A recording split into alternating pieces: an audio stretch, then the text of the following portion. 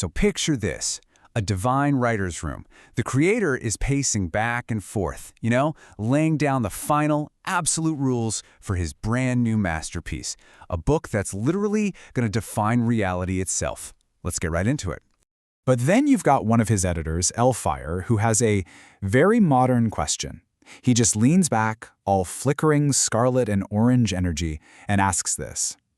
I mean, talk about a modern take, right? It's kind of the perfect, almost funny way to kick off a super serious conversation about divine communication. Yeah, the creator is not amused. Not at all.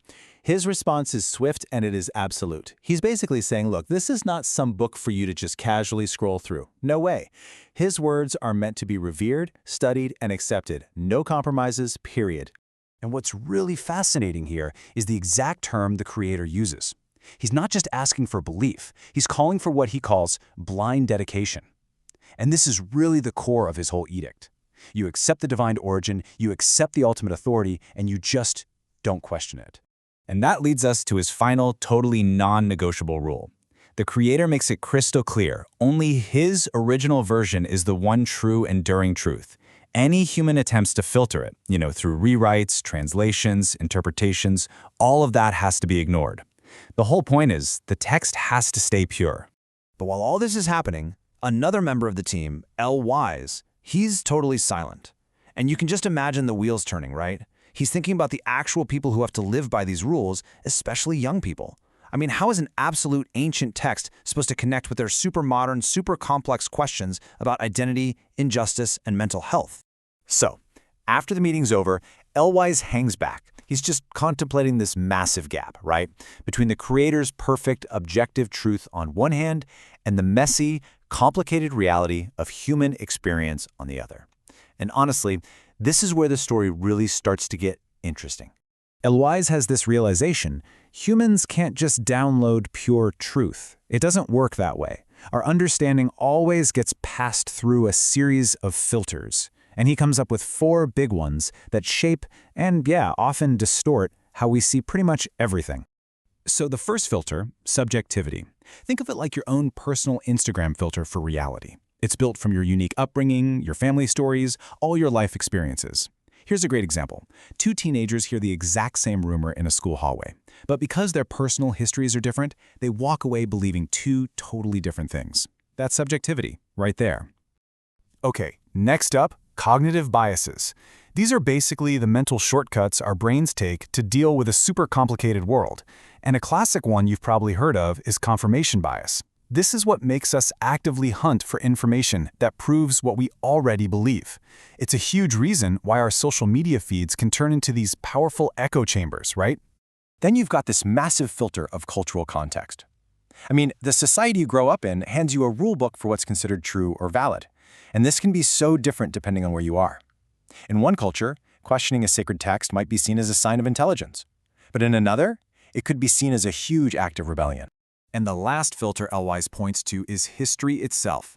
Think about it. What one century holds up as an unshakable, absolute truth about science or power or human rights can totally crumble and be overturned by the next. Truth, at least from our human point of view, isn't some static thing. It's always evolving. And this slide just lays out the core conflict perfectly. On one side, you have the creator's word. It's objective, it's absolute, and it demands to be accepted without question. And then on the other side, you have the human experience. It's subjective, it's filtered, and it's always evolving through questioning. I mean, they seem almost completely at odds with each other, don't they? Okay, so if our perception is so filtered and messy, why do people so often choose not to question things? This is what Wise starts thinking about next. What's the anatomy of blind belief? Why do we sometimes just switch off our critical thinking? And he zeroes in on 3 main drivers that often push us to accept ideas without really digging into them. So let's break these down, one by one. First up, the power of faith traditions. And this makes a lot of sense, right? For a lot of people, there's a ton of comfort and certainty in accepting an authoritative text as the final word. It gives you answers, it provides a sense of order, even if it means you have to quiet that little voice of doubt inside. The second driver is something I think we've all felt, social pressure. That desire to belong, it's incredibly powerful. The source material even paints this picture of a teenager who starts to voice a doubt, but then she just stops when she sees her friends staring at her. It's often way easier to go along with the group's beliefs than to risk being the one who stands out.